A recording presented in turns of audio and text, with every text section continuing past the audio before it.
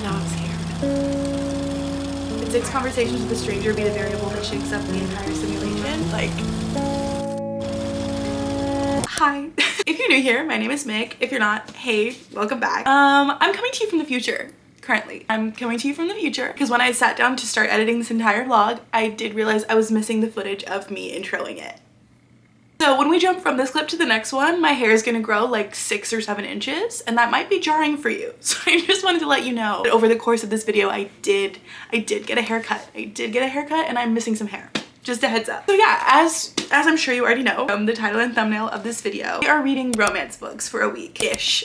It ended up being more like 2 weeks, I'm pretty sure, specifically because the last book that I chose to read is really long. It's really long. It's a very long book. It took me a really long time to get through it, mostly just because I was busy, but it did take me a long time. So when I started this video, I actually did already have the books picked out. Not for any particular reason, they're just really popular romance books that I have been like really anticipating reading for quite some time, and now I had just like the perfect excuse to get to them. And I realized after I finished that I actually had quite a nice little genre spread going on with the books that I picked. So just to give you a little preface for the video, we have 3 books that we're gonna be reading together. The first book is a contemporary romance that's a bit more of like a character-driven, intimate story. The second one is just a classic contemporary rom-com, you know, giggling, kicking your feet vibes. And the third one is a romantasy, which I know people don't usually do fantasy and romantasy for these kinds of videos, but I was dying to read this book. I was dying to read this book, and it was actually part of the reason that I chose to do this video concept was so that I could get to it. So that's all I really have to say in terms of introducing the overall video, but I did also realize that I was missing the footage of me choosing and explaining the first book that we're gonna be reading. So first book on the agenda today is Alone with You in the Ether by Olivia Blake. I have been dying to get to an Olivia Blake book for so long. I've owned the Atlas 6 I think for like over 8 months at this point, and I thrifted this one more recently, and I really did not know what to expect from it. When I thrifted it, like I really didn't know anything about the story, so let me explain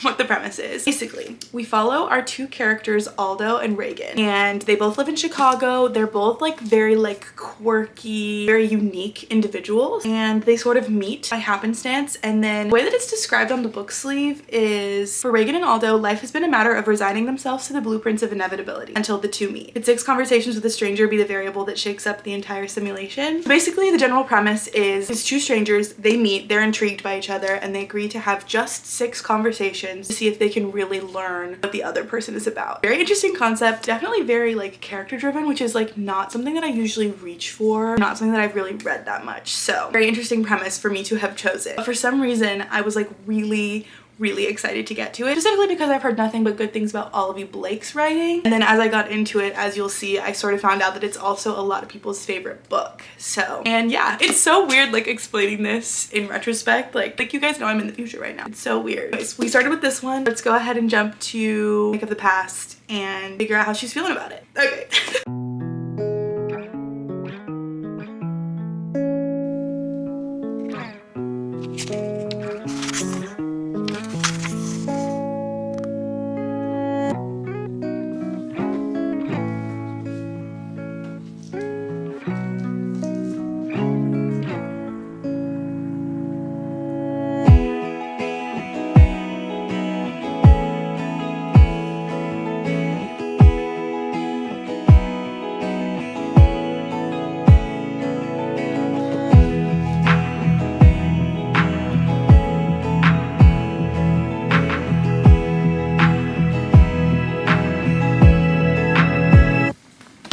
Okay, so I want to give a first impressions update on this because I want to make a decent amount of headway on it today. And I'm on page 88, so if I'm gonna do my first impressions, it has to be now.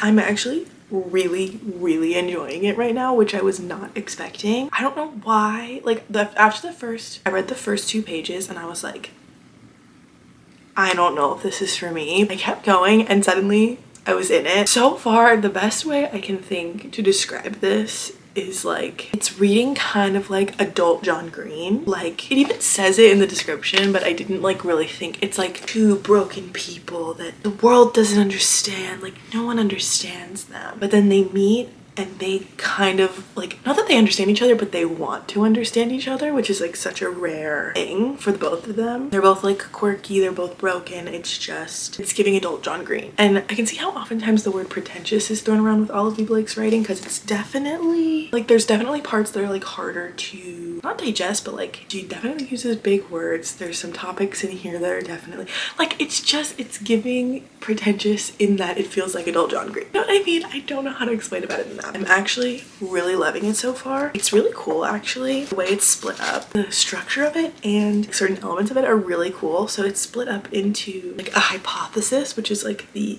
prologue, and then six parts. And it's really cool. I'm on part 2, conversations, and it's basically just like them getting to know each other, but like I'm already in it. Like I'm already in it. I can 100% see why this is categorized as a love story so far, but now I'm scared about the direction it's going to ultimately take. I also didn't realize that this book is like a lot of people's favorite book.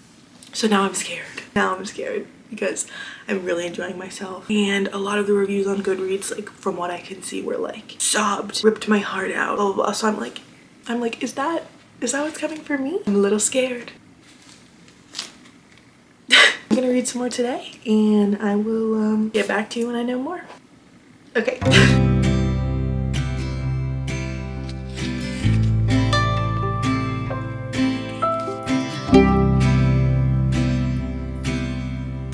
I have 12 pages left, and I'm scared. So, here we go.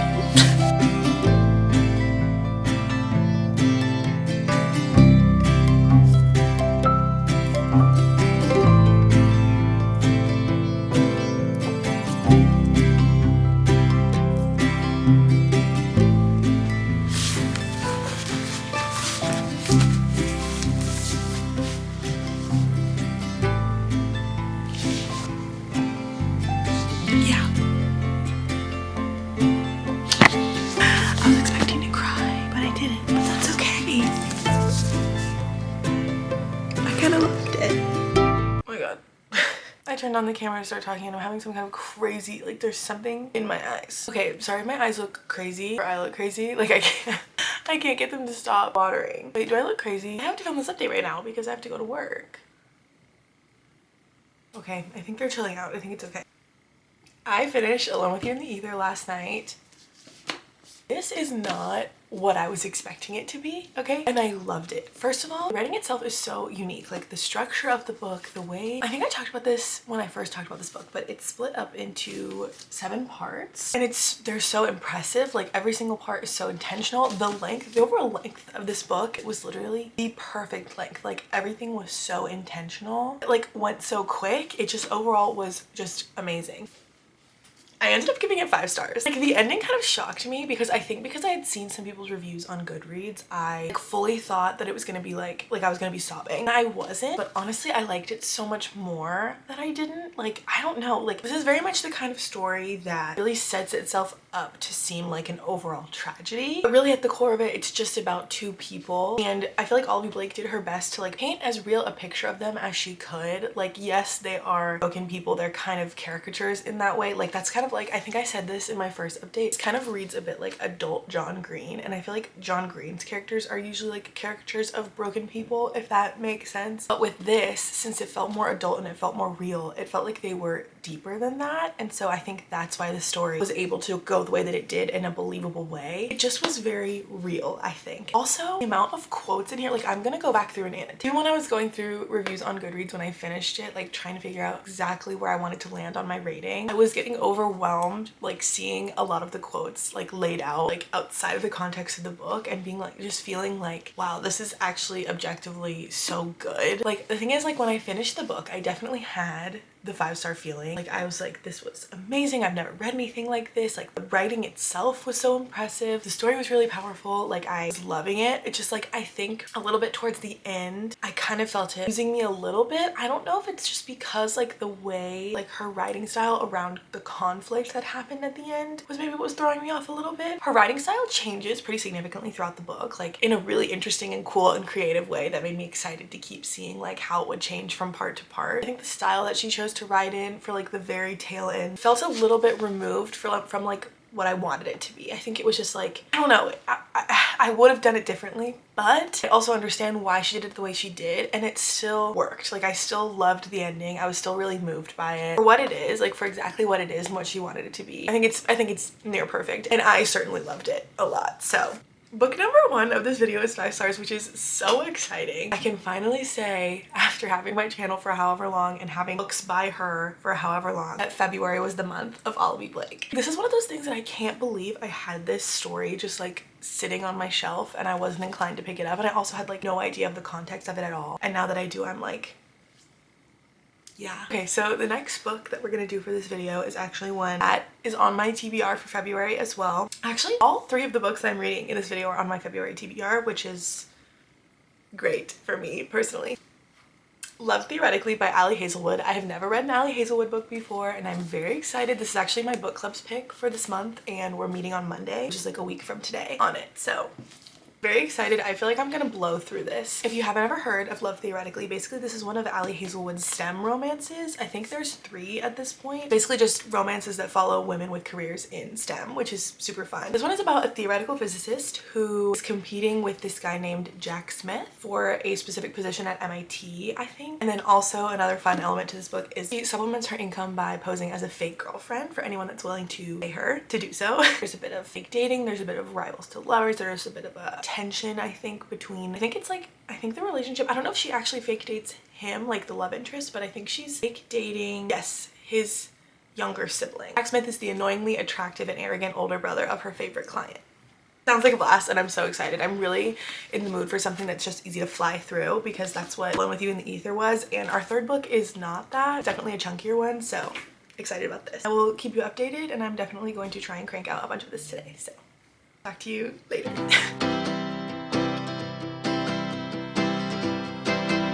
Hey, I have no idea what, if anything, I said about this book in my update from yesterday morning, because I was clearly unwell, having a breakdown. And now that I'm fine and functioning, let me tell you a little bit about Love Theoretically, because I am, I think I'm about halfway right now. I'm on page 178 of 370 something. So, okay, not quite halfway, like maybe like 40%. Y'all, I'm so in this right now. I'm so in this right now. Like, let me give you a rundown of the plot, because now that I know more about it, I can. So let me tell you. Basically, this follows our main character, Elsie Hanway. She's a theoretical physicist. She has her PhD, and she's really trying to find a tenure track professor job. Basically, the kind of professor job where you have a really good salary, you have health benefits, you just have overall security that you don't really have when you're on the adjunct professorship grind that she is. So basically she is trying really hard to find a job in her field that sustains what she wants from her life. And at the start of the book, we find out she is up for a position, a tenure track position at MIT. Where the story begins is basically the start of her like interview process for that position, during which she finds out that one of the people on the board that will determine whether or not she gets the position is the older brother of a man that she's fake dating, being paid to fake date. She doesn't know that they're fake dating, so right off the bat he thinks that she's insane and a liar and scamming his brother. Very interesting dynamics from the very beginning. There's a bunch of other moving parts. Y'all, this is so fun. Like so fun. I have been flailing around. I've been giggling and kicking my feet. I've been blushing. I'm just having such a good time. I started reading this today, even though I said I was gonna start reading yesterday. I didn't. Started reading it today, and I'm on page 178. I could finish this tonight. Like, that's how fast I'm blowing through this. It's going very well. I'm just having such a good time. I went and did something for work, like I went on a run, and when I came back I could have gone home, and instead I went back to my office to read 3 more chapters because I wasn't prepared to drive home, like my hour commute home, without knowing what happened next. Okay, that is unhinged behavior, and a prime example of the chokehold that this book has on me right now. I love the main character. I love the love interest so much. I love the love interest so much. I love the premise. I love the setup. I love everything that's happening to me right now. I'm loving. Overall, I'm loving. Perfect way for me to spend my Valentine's evening before my roommates get home, and then I will most likely be staying up and reading this before I go to bed. So just wanted to fill you in, because again, I read all of this at work today and hadn't gotten a chance to update you. So anyways, I'm gonna jump back into this because I'm literally missing them so much and I need to know what's happening next. And yeah, I'll keep you posted with more updates if I have any before I literally finish this whole thing. So okay.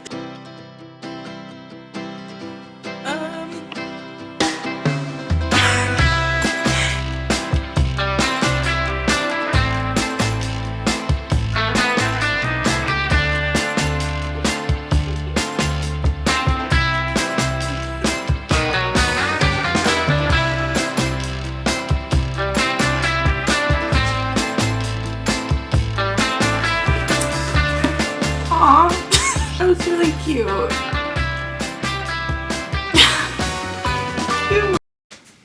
Good morning. I finished Love Theoretically last night. Oh, I think this was a case of like perfect book, perfect time in terms of like the way I was feeling about it. I blew through this. Like literally, I started reading it I think at like 11 a.m. Finished it by 7:30. Like what?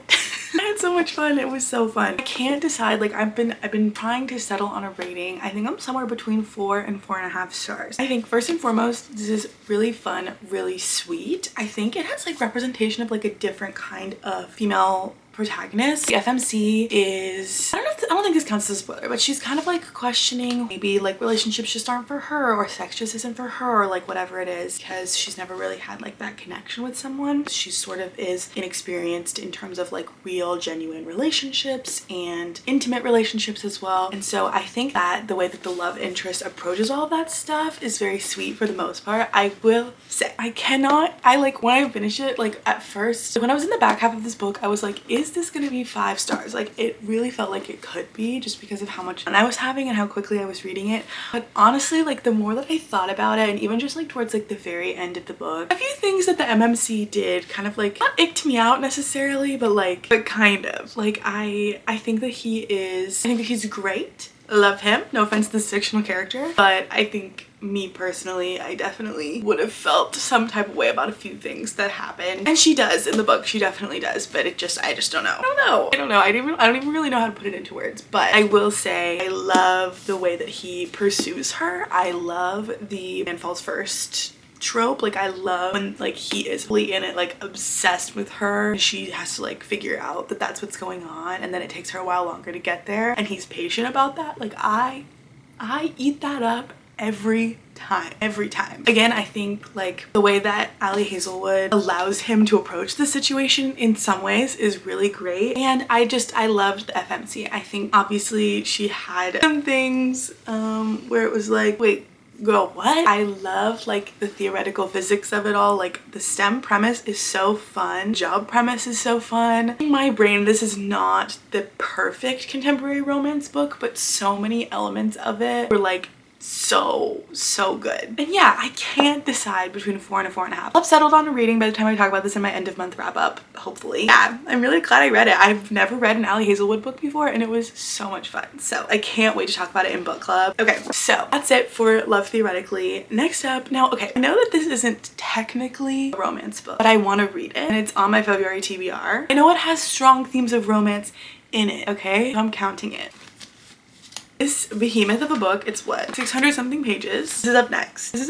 I am so excited. I have literally been saying I was going to start this since the second I finished ACOTAR, and I have so many people that have been begging me to read it. So I'm starting it. Oh, if you don't know, A Court of Mist and Fury by Sarah J Maas is the second book in the ACOTAR series. I don't know how much I can say about the plot, obviously, because it is the second book in a series, but it picks up, I think, pretty quickly after the events of the first book. Like maybe like a couple months have passed, but I'm very excited because people are obsessed with the love interest in this book. Very much looking forward to that. This is a 5-star read for a bunch of people. So if I have a third book in this video that I like love and really enjoy reading, February is really doing it for me. Like I've had a great reading month, specifically in this video. It's been so much fun. 2 very enjoyable reads in a row. Now we're on to the third, and I'm feeling very hopeful about this. I am definitely going to try and read a big chunk of this at work today, because otherwise like this could take me a minute to read. So I definitely want to start it because I would really like to finish it in this video. Anyways, I'll fill you in once I'm a little bit more in, tell you how I'm feeling. So okay, talk to you soon.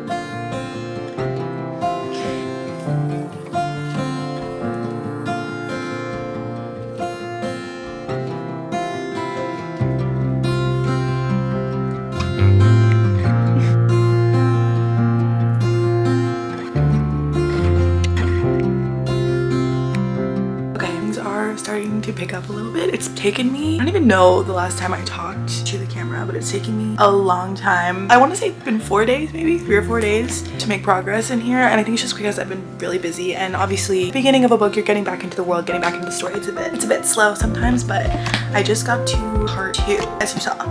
And things are picking up. I am getting that feeling where I just want to sit in my room and read. I do have to start getting ready for the day because I have plans, but I have a feeling I'll be making a lot of headway this evening, which is very exciting. So, okay, just wanted to let you know. Hey!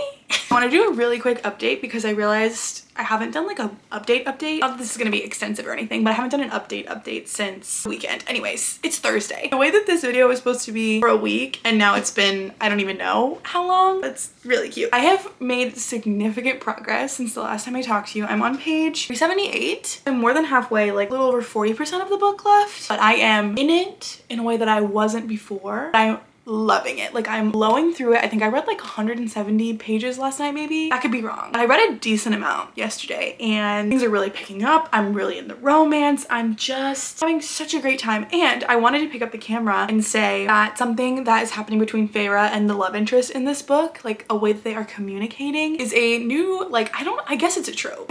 A new trope that I'm realizing I up every time. It's something that I've seen in movies and stuff before, but I've never actually like taken stock of like how much I love it. Basically, I started passing notes in a sense, and I realized that the written word, like people communicating with handwritten little things, it's gonna do it for me every time. Like, I think that's such a huge part of the reason why I ate up Yours Truly by Abby Jimenez. Like, it's so charming. I feel like just so charming. What's happening in this book is not even like, I don't know what the word is. It's not like romantic. Like, it's not romantic notes. It's literally just a way of communication, like same as with Yours Truly. Like, they're literally just talking, bantering, sort of flirting, I guess, but like not really, just through writing instead of speaking to each other. And it's just really cute. Like, I just really, really like it. So I just wanted to say that because it's definitely picked up, I want to say, in like the last maybe 10 to 15 chapters to where I am right now, but I'm loving it. I'm loving it. Also, I wanted to say something that a lot of people told me going into the second book was that there's a character from the first book that you hate pretty quickly going into this book. And I was like, there's no way that it's gonna be like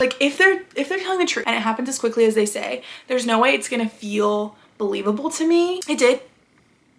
And I can't remember what the second part of that thought was gonna be. You get it. Basically, they were correct, and there's a character that I really, maybe not loved, but I enjoyed their presence and like what they added to the story in the first book, and I hate them now a lot. But also, their plotline is basically non-existent in this book, which is so interesting. I might be speaking too soon because, again, I'm only a little bit over halfway, but I'm definitely waiting for like the other shoe to drop with that character and that storyline. So anyways, I don't want to talk too much about the plot or anything like that because I don't want to spoil, and also I know those of you that haven't read this series are not going to be as invested in that kind of thing. So with that being said, I am just going to go ahead and get back into this and get reading because I want to keep making significant progress on this if at all possible. So I'm gonna try and get my reactions of the last good chunk of the book on camera, and then I guess I'll get back to you once I have anything significant to say or just to wrap up when I finish. We'll see how it plays out.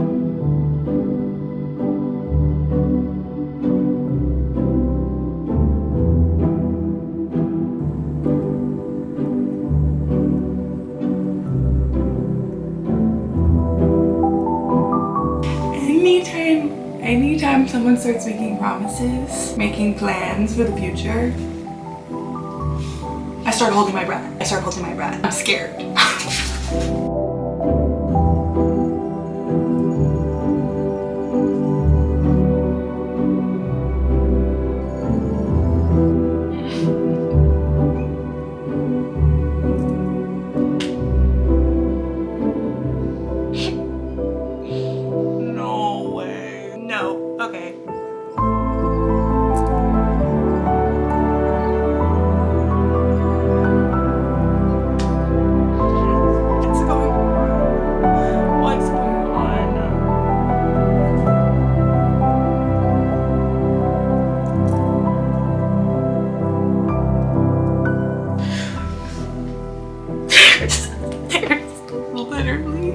So much going on.